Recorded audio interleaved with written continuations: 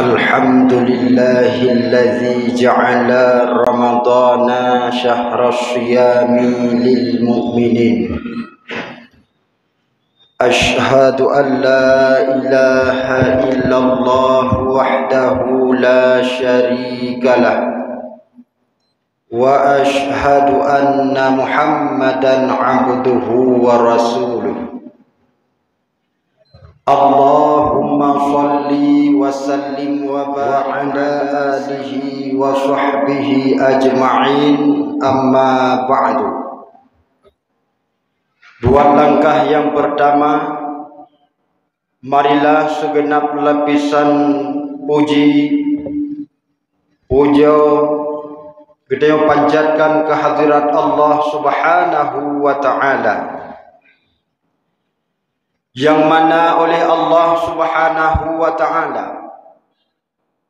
sampai pada subuh yang mulia ini masih diberikan kepada kita kesempatan melaksanakan ibadah salat subuh secara berjamaah. Allah yang huwal awwalu wal akhiru wal zahiru wal batinu, Allah zat yang wajib disembah, Allah zat yang memelihara seluruh ciptaannya. Maka wajar dan pantas, wajib atas kitanya untuk mensyukuri segala nikmat Allah Subhanahu wa Ta'ala. Nikmat ibaratkan oleh baginda Rasul bagaikan binatang yang liar. Yang binatang yang liar tersebut harus getanyo ikat. Menangke ditamsilkan oleh Nabi akan nikmat yang diberikan kepada getanyo perlu kita ikat, yaitu dengan syukur. Bila mana getanyo tak syukuri akan nikmat Allah, maka Allah akan ditambah nikmat kepada getanyo. Dan sebaliknya, bila mana getanyo ingkar terhadap nikmat Allah, yang azab ada getanyo sangat pedih. La in syakartum la azidannakum wa la in kafartum inna azabi lasyadid. Bahwa nikmatnya terbagi kepada dua. Yang pertama nikmat dunia, yang kedua nikmat agama. Nikmat dunia juga terbagi kepada dua. Yang pertama nikmat manfaat, seperti mata yang diberikan oleh Allah untuk melihat, kaki yang diberikan oleh Allah untuk berjalan, tangan yang diberikan oleh Allah untuk bekerja, mulut yang diberikan oleh Allah untuk berbicara, telinga yang diberikan Allah untuk mendengar. Makanya wajib getanyo syukuri. Bagaimana cara mensyukurinya? Dengan cara melakukan atau mempergunakan nikmat Allah pada yang diperintahkan olehnya. Yang kedua, bak nikmat dunia setelah nikmat manfaat adalah nikmat perlindungan yang diberikan oleh Allah. Tahu contoh, Allah melindungi getanyo daripada segala jenis penyakit, yang nikmat. Allah melindungi getanyo daripada segala jenis mara bahaya daripada musuh-musuh kita, yang nikmat. Allah melindungi getanyo daripada segala bahaya binatang-binatang buas, yang nikmat. So uronyo jamin getanyo tae musabah sidom han itamong lan punyung tu, karena Allah yang jaga. Padahal idong getanyo cik lagi umpung sidom, tapi sidom watai kalan idong getanyo iget he han itamong nyan so jaga Allah. Pakon binatang-binatang buas tae ulu-ulu han itamong yak coh tak ada tempat karena memang Allah yang jaga. Ikat nikmatnya dengan syukur. Yang kedua, nikmat agama. Nikmat agama juga terbagi kepada dua. Yang pertama taufik. Ini pegat di dalam kitab Muraqiyah Ubudiyah. Makna taufik, kekuatan yang diberikan oleh Allah kepada kita mampu melaksanakan amal ibadah. Nyo uronyo subuhnyo gedanyo mampu melaksanakan salat berjamaah. Habis salat berjamaah tadu i'tikaf di dalam masjid. Nyo merupakan taufik, kekuatan yang diberikan oleh Allah. Itanyo sawu tak beda. Karena mudah-mudahan na taufik Allah. Tapi nak uru sawu ke menan sawu lepaju sawu haju sebuah-sebuah lewat. Yan hana taufik. Dan pula lah taufik yang diberikan oleh Allah Subhanahu wa taala kepada kitanya mampu melakukan perbuatan baik, umpama kitanya mampu tak ikuti pengajian-pengajian yang taufik dari Allah. Mampu bersedekah, taufik dari Allah. Mampu berzikir, taufik dari Allah. Mampu membaca Al-Quranul Karim, juga taufik daripada Allah Subhanahu wa taala. Nyo bagian daripada nikmat yang diberikan oleh Allah. Yang kedua, nikmat agama ataupun nikmat akhirat juga nikmat perlindungan. Allah menjaga kitanya daripada perbuatan-perbuatan syirik, menduakan Allah dengan ucapan dan perbuatan. Handruh dan pupuknya dijaga oleh Allah. Yang nikmat perlindungan bagi akhirat. Oleh yang dijaga oleh Allah akan kitanya daripada sesat. Dijaga oleh Allah akan kitanya daripada perbuatan-perbuatan bid'ah yang membawa kitanya kepada neraka dan azabnya. Nyo ubena nikmat nyo Bandung, ikat dengan syukur. Selanjutnya salah beriring salim. Marilah sama-sama kita aturkan, kita alirkan ke pangkuan alam baginda Rasul Nabi Muhammad sallallahu alaihi wasallam dan juga kepada al dan sahabat beliau sekalian. Tabi'in, ulama mutaqaddimin, mutaakhirin dan mu'tabar selaku pelita di dalam kehidupan kitanya.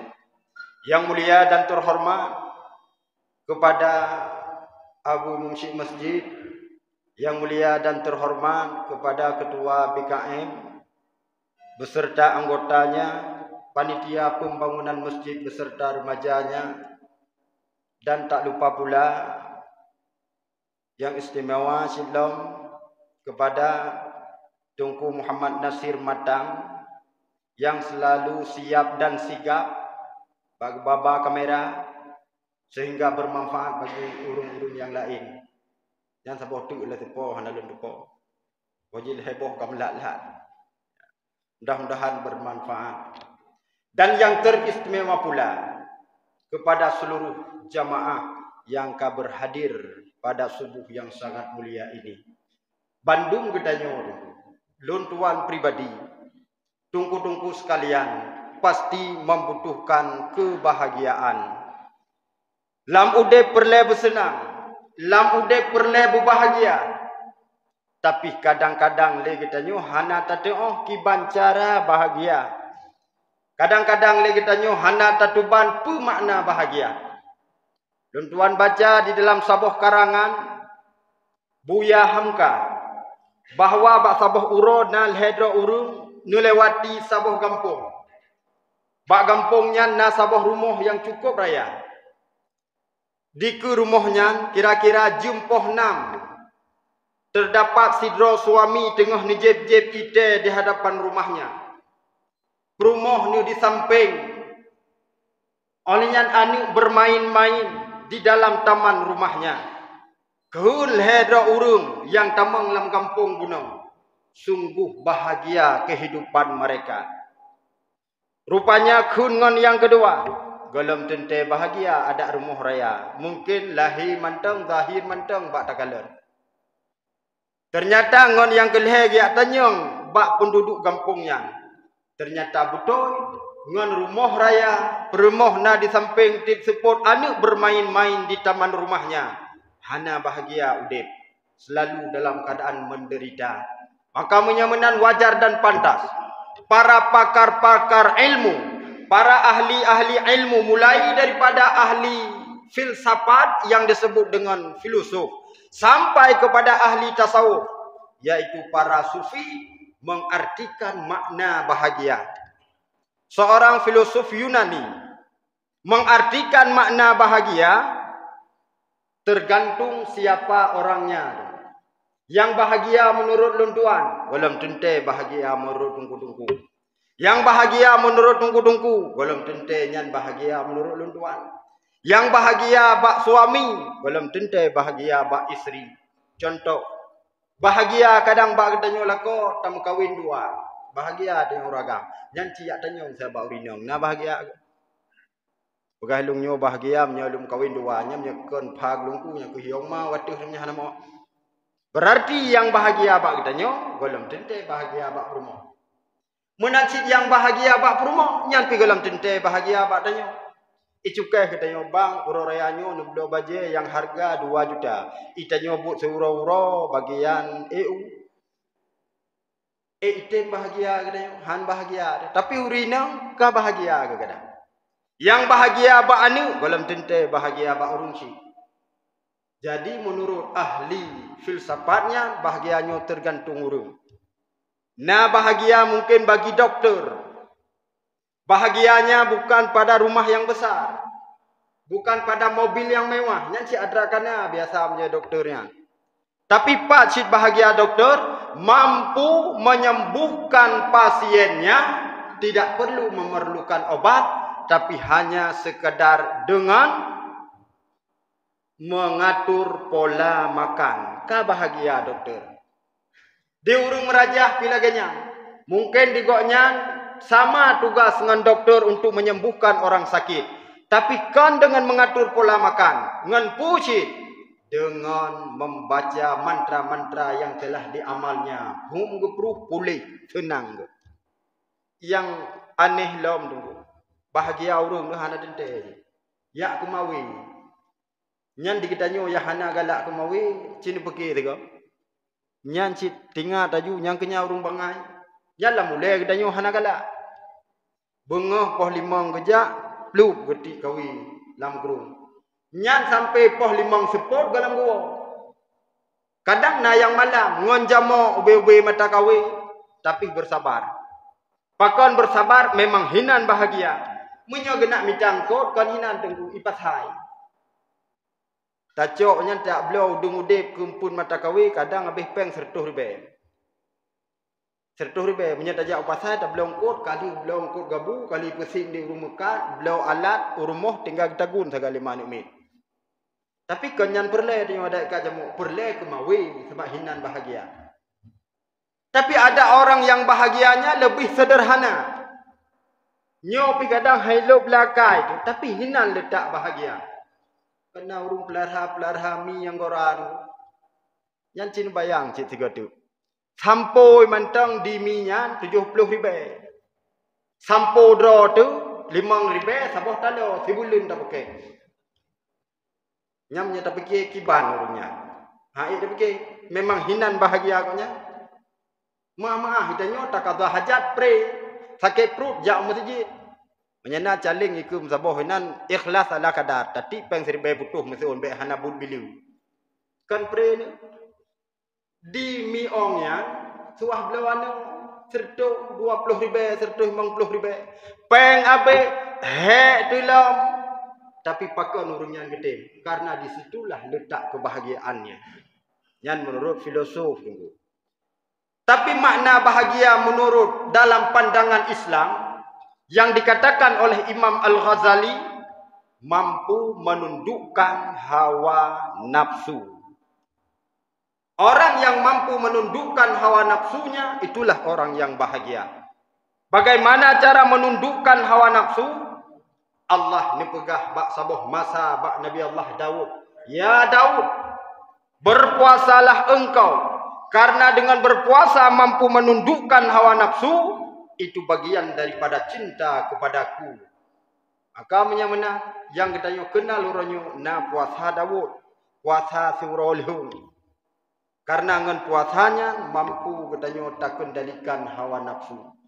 Yang pada akhirnya akan merempok gelar takwa. Berarti puasa katanya berhasil. Tapi bila mana katanya puasa, tapi pada akhir Ramadan han merempok setengah gelar la'allakum tattaqun, han merempok gelar takwa. Nyan puasa katanya hana berhasil. Nyoku puasa yang dikuli Nabi, kam min sha'imin laisa lahu min siyamihi illal ju'i wal atju. Kebanyakan daripada umat lun ke Nabi, mereka berpuasa tapi tidak mendapatkan apa-apa. Yang mereka dapatkan hanyalah lapar dan haus. Tacok baca kesimpulan dari pementang yang ka ulun tuan uraikan.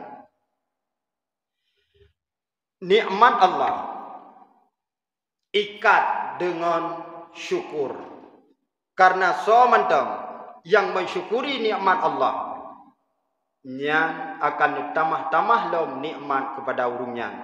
Dan sementang yang ingkar terhadap nikmat Allah, nya azab sangat pedih. Dan yang kedua kesimpulannya, katanya berle bahagia. Kiban cara supaya katanya bahagia, raihlah gelar takwa. Bankana takwa, insyaallah katanya akan bahagia. So mantang yang bahagia, tempatnya singoh di dalam syurganya Allah. Amin ya Allah ya Rabbal Alamin. Mungkin pada kesempatan yang sangat singkat ini, hanya ini yang dapat Al-Fakir sampaikan. Mudah-mudahan bermanfaat bagi Al-Fakir sendiri dan hendaknya bermanfaat bagi jamaah sekalian. Usikum wa nafsi bitaqwallah. Wassalamualaikum warahmatullahi wabarakatuh.